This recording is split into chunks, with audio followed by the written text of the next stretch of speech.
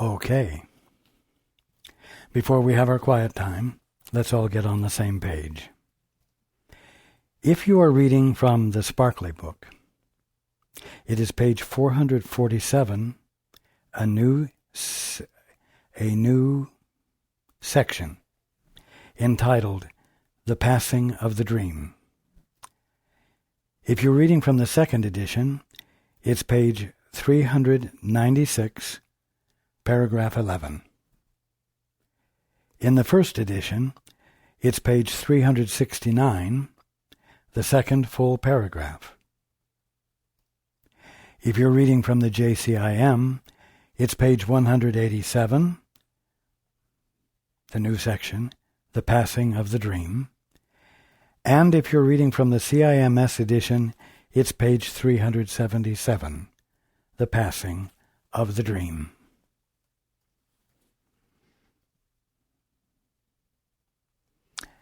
Let's take a few moments to be quiet together.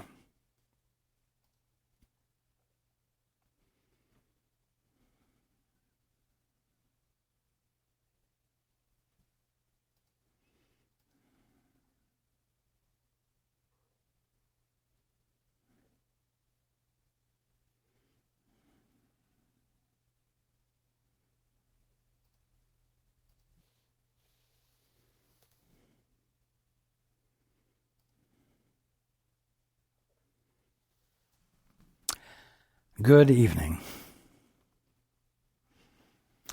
and welcome to everyone who's joining us on the internet. Well, we're coming to the end of a chapter which is entitled The Dream and the Reality. And I encourage everyone who has been participating in these study groups to take some time this coming week to go back and review what has been discussed. You will find that this chapter is like it describes the anatomy of the holy instant. It describes the function of the holy instant and the purpose of the holy instant. And if you remember last time, we discussed the fact that as you come near the boundary that divides you from who you divinely are, the boundary that embraces that which you identify as you and you alone, not you and you joined, but you and you alone, you become uncomfortable because the closer you get to the boundary, the more likely it is that the bubble will pop. This flimsy boundary will break up, and you will lose all of the authority and all of that which has made you valuable. You will lose all that you have created, the self you have created, the respect you have garnered from your excellent work, and so on. But more than anything, it will uncover the guilt that's ever present as long as you're trying to maintain the bubble.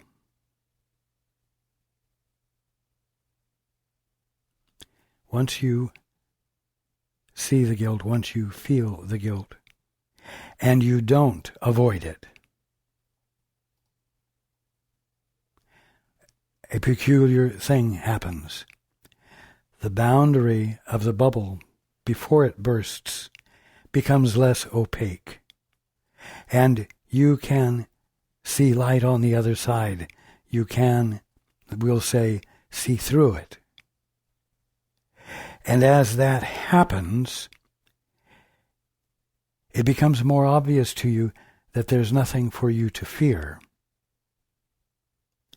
Now the point is that when you arrive where the fear arises, you need to hold on to your guide's hand. You need to hold on to the Holy Spirit's hand ever more tightly, because you have moved toward the boundary because you've been led. That which is nothing more than your right mind, which occupies all of infinity on the outside of the bubble, is intent upon bringing the tiny part of you that you value so highly, that is enclosed within the bubble, outside the bubble, so that that flimsy boundary separating you from the wholeness of you is no longer causing this aberration of perception called separation, and you experience the wholeness of you with nothing any longer seeming to separate you into two. Now, you might even find that as you've listened to guidance, as you have reached out in the holy instant to the Father or to the Holy Spirit and asked, what is the truth here? What is reality that fills the inside and the outside of the bubble, and therefore renders the bubble useless, meaningless, and false? When you do that, when you practice the holy instant, as I said, you've done it because the movement toward the boundary occurs because the Holy Spirit or the Father leads you. As a result, you can come to the false conclusion that listening to guidance is not helpful, is dangerous, otherwise you would not be frightened. And that can cause you to refuse to listen, because not listening allows you to move away from the boundary, and you feel more safe, less frightened.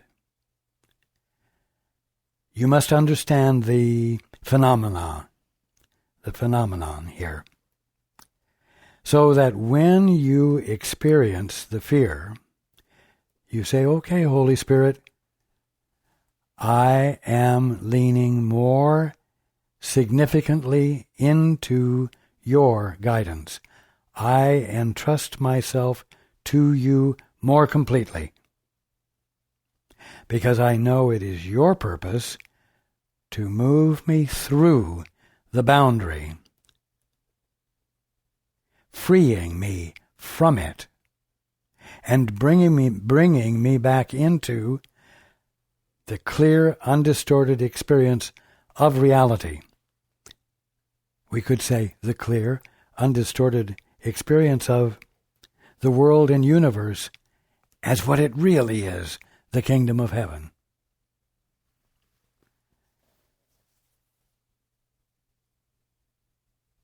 This chapter describes the process of the holy instant and how it brings you to the boundary and carries you through. And so, at the very end of the chapter here, we're in a section called the passing of the dream. It could also be called the abandonment of the dream, the release from the dream. Abandonment of the dream is a better choice of words. Release from the dream makes it sound as though the dream has a capacity to entrap and hold you, something in itself that can have a negative effect on you, and that's not the case.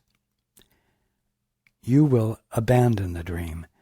The practice of the holy instant is the process of abandoning the dream. The holy instant is the bridge out of the dream, out of the bubble, which in the process of the movement pops the bubble.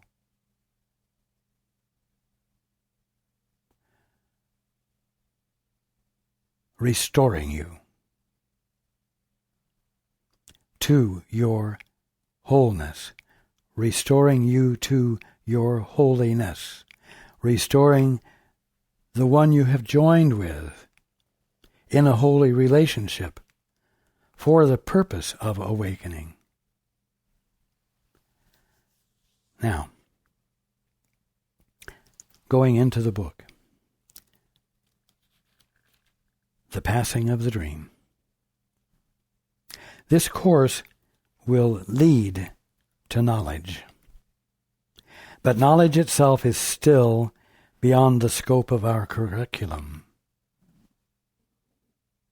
Nor is there any need for us to try to speak of what must forever lie beyond words.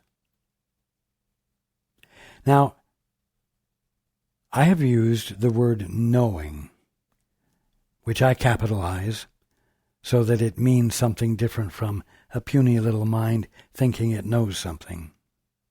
I have used the word knowing in preference to the word knowledge as it has been used in the course. So, this course will lead to knowing. But knowing itself is still beyond the scope of our curriculum. And what that means is that knowing is still beyond the scope of the bubble.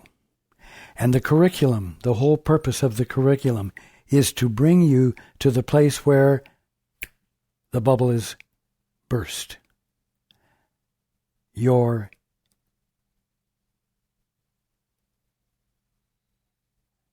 insistence upon joining with the Father or the Holy Spirit and abandoning your isolation. That is what the course is about, and that is what its study should be leading you to, an act, not accumulated knowledge. So, again, the course will lead to knowledge, will lead to knowing, but knowing itself is still beyond the scope of our curriculum. The curriculum is only going to take you to the edge of your decision to be alone on your own. There's something that's going to carry you beyond that. But that's all the course can do. And so in the process of movement, in the process of the benefit of practicing the holy instant, you will seem to be learning, and you will seem to be acquiring knowledge. But it is all for the purpose of leading you to the point where you will go beyond it. So, knowing itself, knowledge itself, is still beyond the scope of our curriculum. Nor is there any need for us to try to speak of what must forever lie beyond words.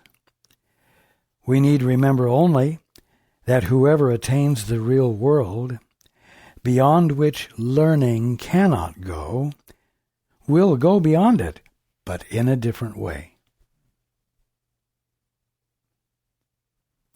Learning, being willing to learn,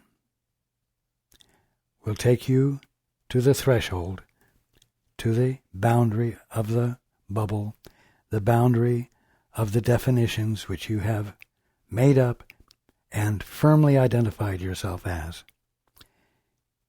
It will take you there, And then no more learning will occur. No more learning can take you beyond the boundary.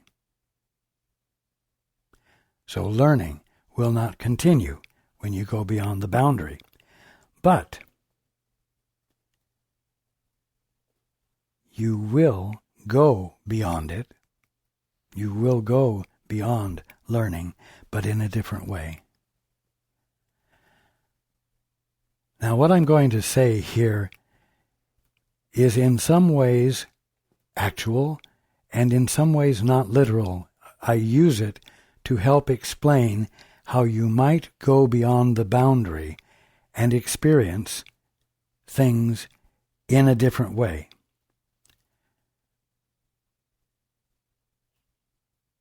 Through education, someone can describe to you what sandpaper is. And you might be able to visualize that there is paper with grit that has been applied to it, that is rough, that is actually rough enough to wear down substances if you rub it against substances. And so you will have an intellectual understanding. You will have knowledge about it. But when someone actually hands you a piece of sandpaper and you feel it and you have the experience of what the description meant, that is entirely different. You see? So, we need remember only that whoever attains the real world, and that doesn't mean some will and some won't. We need remember only that when you attain the real world, beyond which learning cannot go,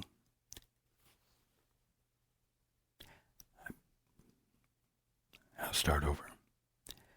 We need remember only that whoever attains the real world, beyond which learning cannot go, will go beyond it, but in a different way.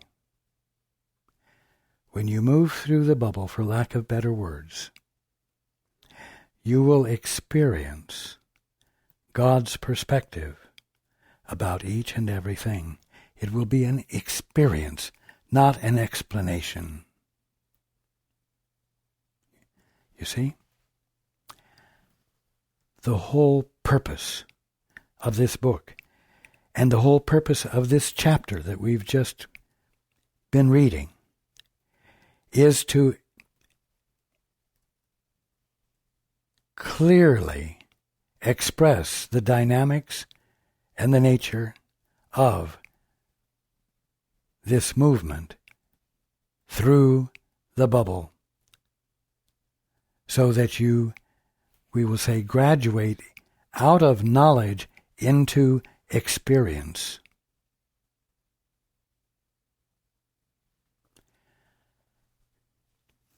You should not be studying this book for the purpose of acquiring knowledge about what, quote, A Course in Miracles, unquote, is about.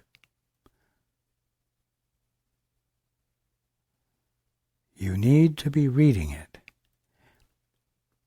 as though it is talking about you and helping move you into an experience of reality rather than knowledge.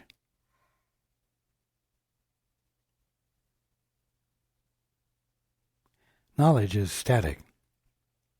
It is as though knowledge is set in stone. But the experience of reality is a movement.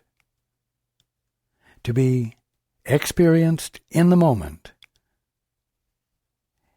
To be experienced as you bring your attention to the now, without preconceptions, and with the childlike curiosity to know what's really going on here, so that you might join with the Father, who is out of himself, being you. What is the truth here? How do you see things, Father? What is really going on? Where learning ends, we'll say at the edge of the bubble, there God begins and goes forever beyond the circumference of the bubble. Where learning ends, there God begins. And I'm going to say, where learning ends, there you, in your reality, begin.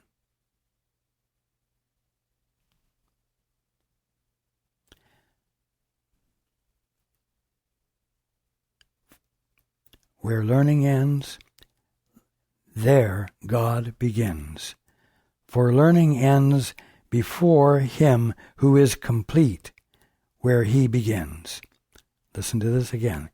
Learning ends before him who is complete, where he begins. Learning ends when you get to the edge of the bubble.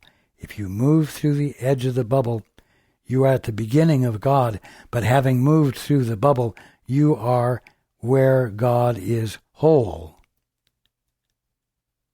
You see? Complete. And at that instant, the bubble pops. And there's no behind that's called the inside of the bubble. The behind is the rest of the infinity of God and the rest of the infinity of you. So, where learning ends, there God begins. For learning ends before him who is complete, where he begins, and where there is no end. You see? The minute you move through the bubble, you're where God seems to begin, because it's on the other side of the boundary of self that you have artificially created. And when you move through it,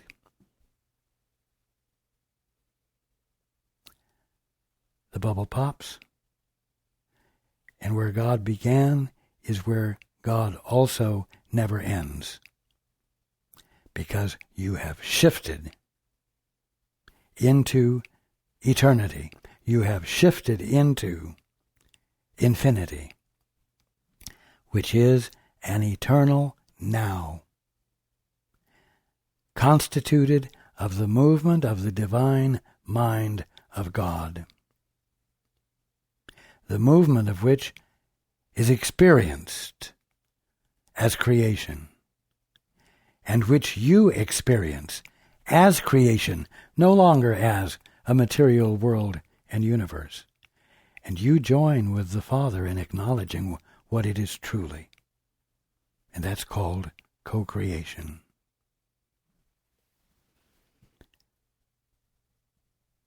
It is not for us to dwell on what cannot be attained. There is too much to learn. So we won't talk about what it's going to be like after you pass through the bubble and experience your wholeness. Because at the moment, there is still learning to be engaged in. What learning?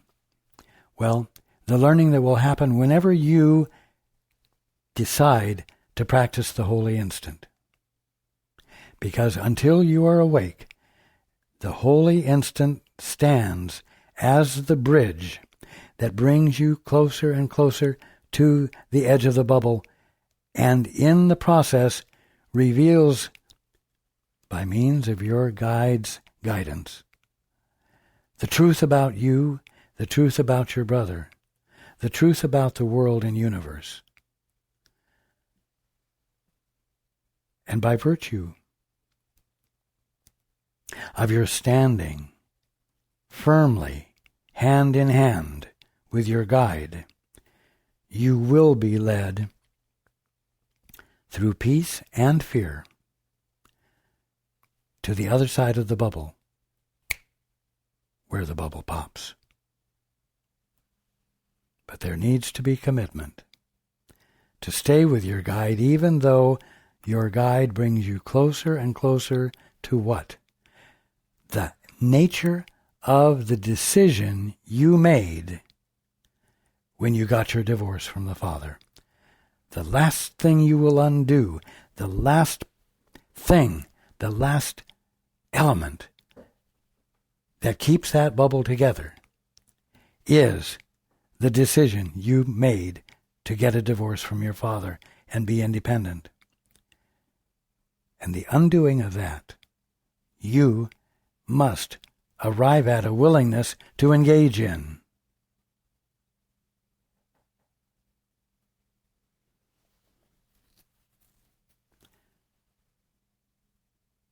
You will only be able to do that through the love of the Holy Spirit and the love of the Father, which has set into place the means for coming back into your right mind. And so you're at a place where you must, for lack of better words, significantly hang on to your sanity, with a capital S, your holiness. The Holy Spirit, which is nothing more than your right mind, is your sanity. And your sanity will safely carry you over the threshold of the boundary you created. It will safely carry you across, and in the crossing, undo, burst the bubble.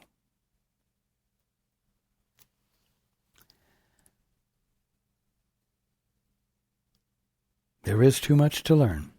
The readiness for knowledge still must be attained. And again, that is the purpose of the holy relationship. The purpose of the holy relationship is to attain the clarity of the presence of God in your brother or your sister. Because you love your brother or sister enough to want to see beneath the surface, to see beyond the definitions you're applying to him or her, or the definitions he or she is applying to himself or herself. That's what it's all about. The holy instant is never a place in which separate, individual, isolated, private realization occurs.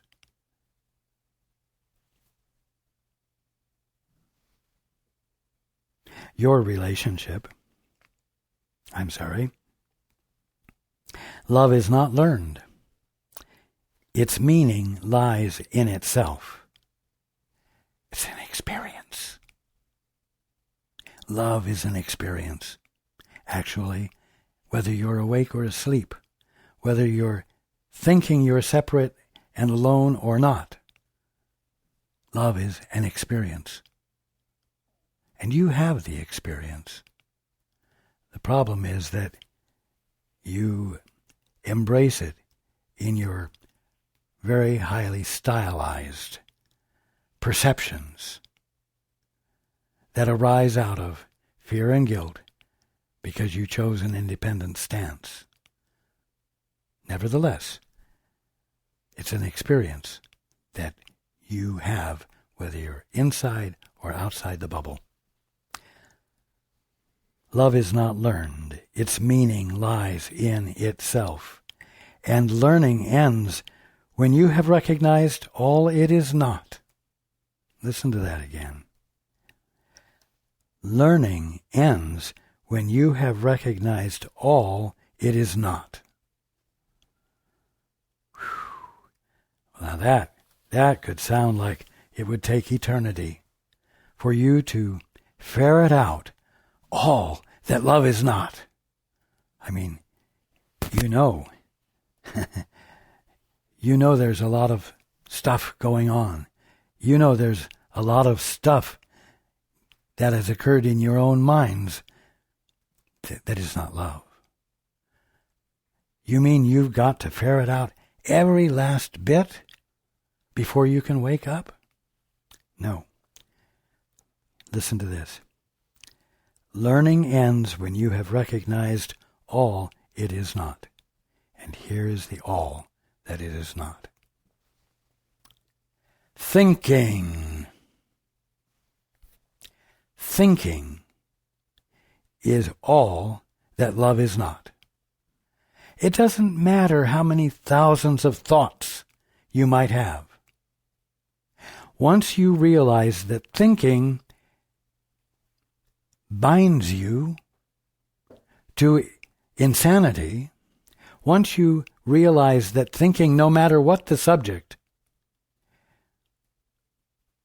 is useless, once you realize that it blocks you from your good,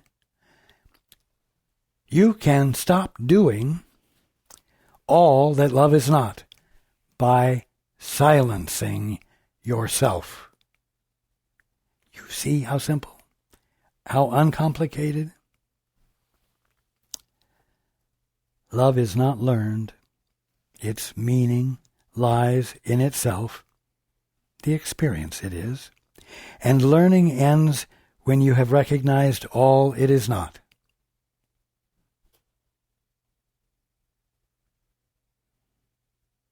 You see, in effect, learning is the undoing of all the thinking you've done.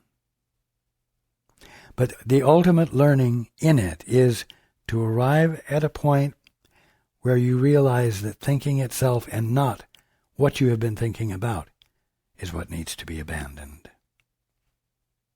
You see, that is the interference. All that love is not. Thinking. That is the interference. That is what needs to be undone. Not a whole bunch of stuff. One thing. Silence yourself. Shut up. And in the silence, ask, Father, what is the truth here? You see? How simple? Love is not learned because there never was a time in which you knew it not. Learning is useless in the presence of your Creator.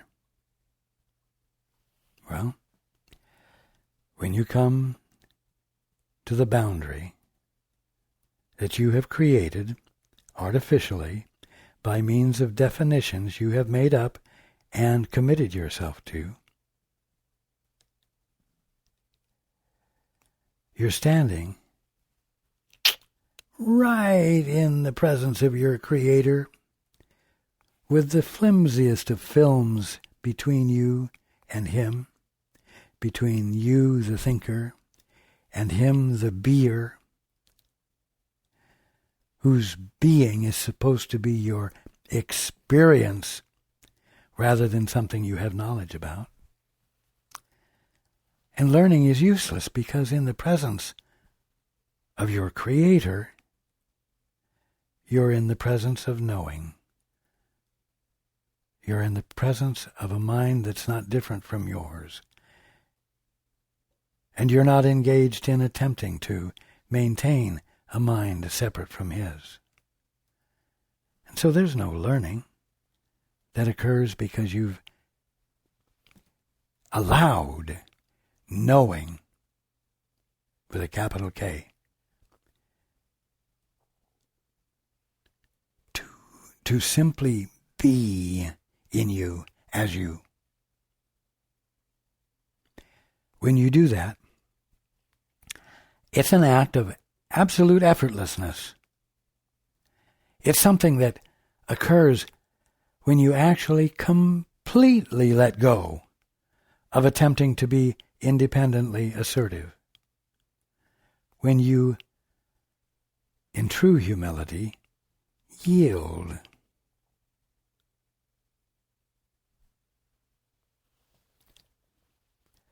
learning is useless in the presence of your Creator, whose acknowledgement of you and yours of Him so far transcend all learning that everything you learned is meaningless, replaced forever by the knowledge of love and its one meaning.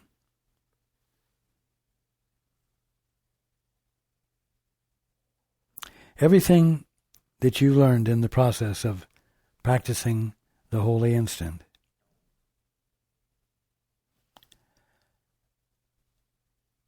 moves you into a perspective where everything you've learned becomes meaningless. All the things you taught yourself become meaningless. All the things that your educators have taught you become meaningless.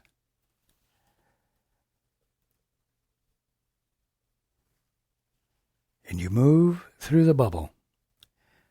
You have experienced the transition, and knowing replaces all of the learning that eventually brought you to the edge of the bubble.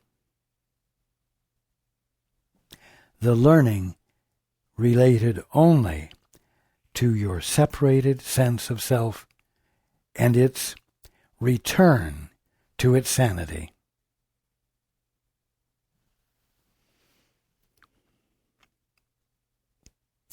Your relationship, the holy relationship you engaged in, as the reason for your practicing the holy instant, has been uprooted. We'll say at this point, has been uprooted from the world of shadows, and its unholy purpose has been safely brought through the barriers of guilt. And I'm going to add of fear. Washed with forgiveness and set, shining and firmly rooted in the world of light. Because remember, when you go through that bubble, you will not go through alone. You and your brother will go through.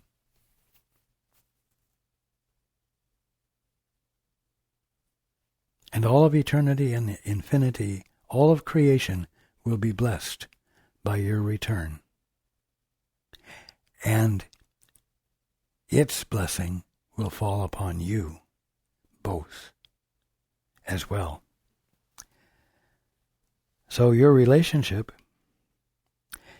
has been safely brought through the barriers of guilt, washed with forgiveness, and set, shining and firmly rooted in the world of light. From there, it, your relationship, calls to you to follow the course it took, lifted high above the darkness, and gently placed before the gates of heaven. You see,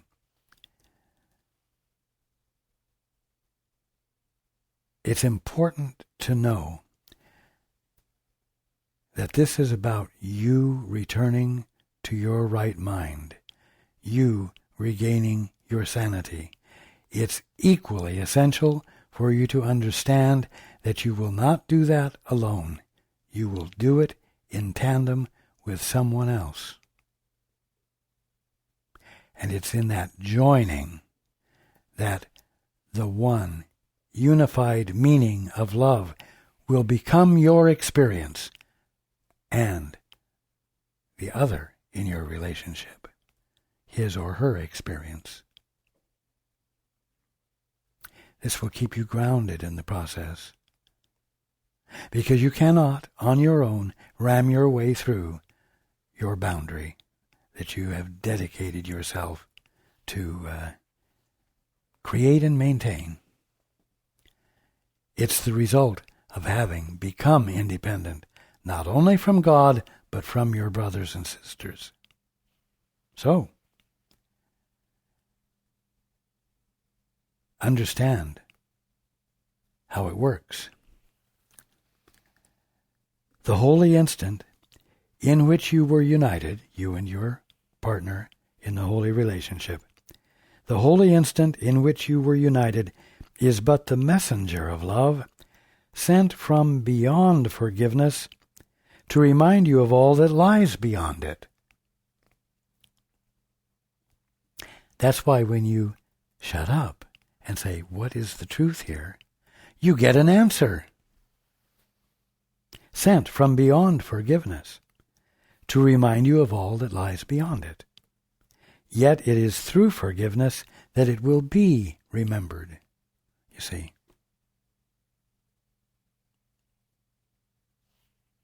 Unity, relationship. And when the memory of God has come to you, in the holy place of forgiveness, you will remember nothing else. And memory will be as useless as learning.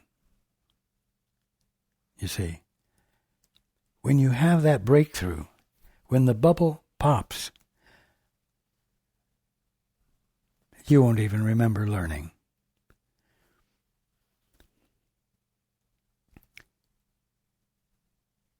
Because that of you which was real inside the bubble is joined with that of you that is real on the outside of the bubble, and that which never actually happened is not available to remember. Again, and when the memory of God has come to you in the holy place of forgiveness, you will remember nothing else, and memory will be as useless as learning, for your only purpose will be creating. Joined with the Father, in which the love that the Father is, in which the infinite mind that the Father is what constitutes your being.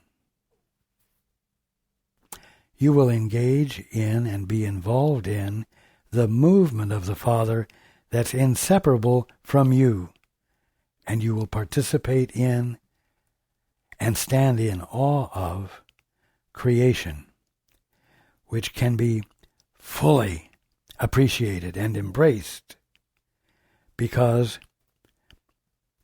there's no little you feeling vulnerable, and therefore needing to protect itself by creating this boundary that protects it from the rest of creation. You see? Yet, this you cannot know until every perception has been cleansed and purified. How is every perception cleansed and purified?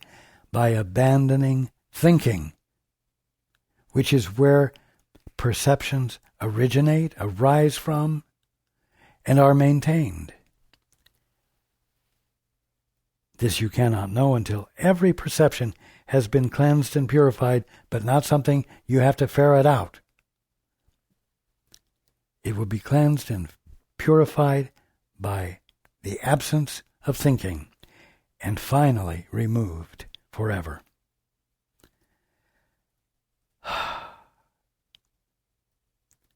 Peace. Peace is the underlying and overriding experience when the divorce is annulled, when your independence is a non-existence, a non-existent thing of the past that no longer exists, you see.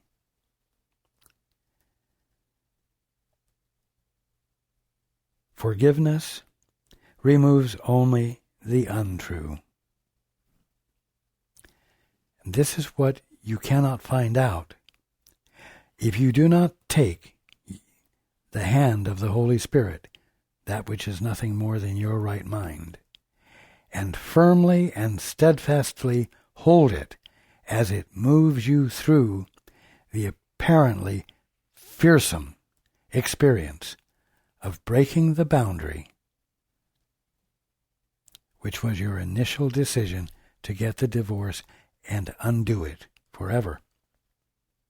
Forgiveness removes only the untrue, lifting the shadows from the world of your imagination and carrying it safe and sure within its gentleness to the bright world of new and clean perception.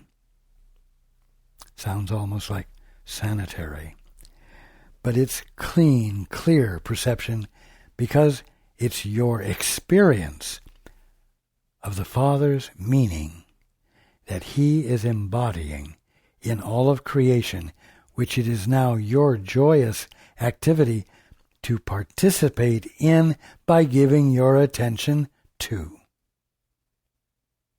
Beautiful. There is your purpose now, and it is there that peace awaits you. Where? On the other side of the holy instant. Where? On the other side of the flimsy boundary, the bubble, that seems to imply that you are what is inside and you are not what is outside.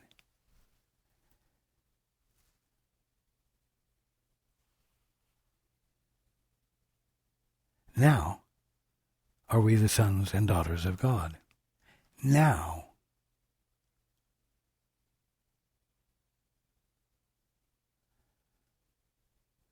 Fear and preoccupation with what you think you'll lose is all that keeps you from daring to do the one thing that will help you cross the threshold, and that is hold tight to the love that embraces you and is called the Holy Spirit, and let it move you through this last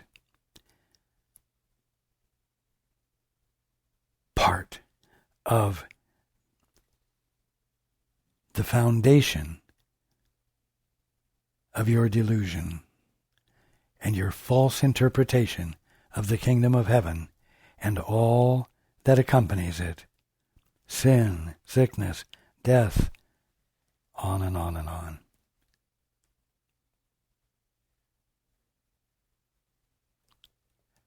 So,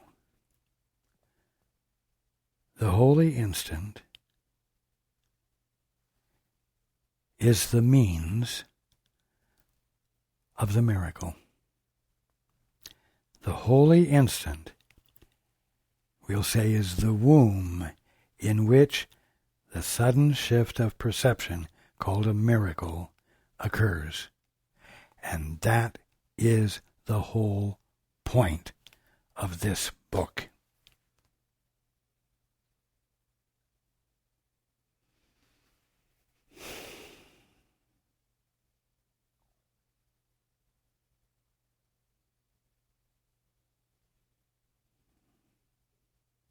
When I say, I love you all,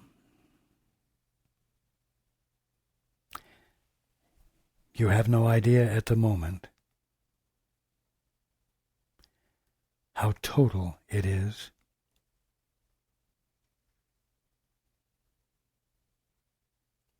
How full it is. How supportive it is. How healing and transformational it is. But I do. And you will too.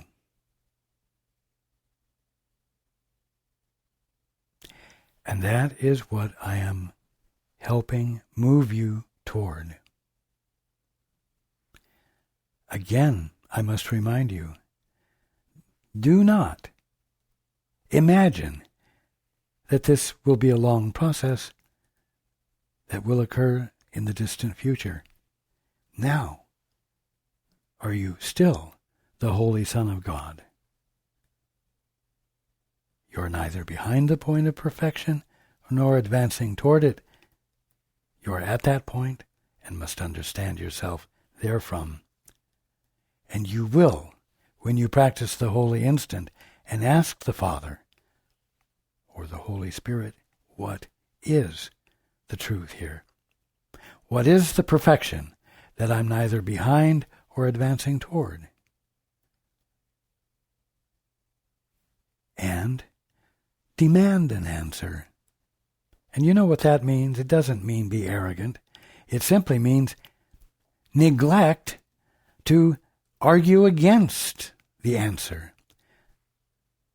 Neglect to think that you know better than to expect to have that kind of a divine and holy experience. You see? I love you. And I look forward to being with you next week.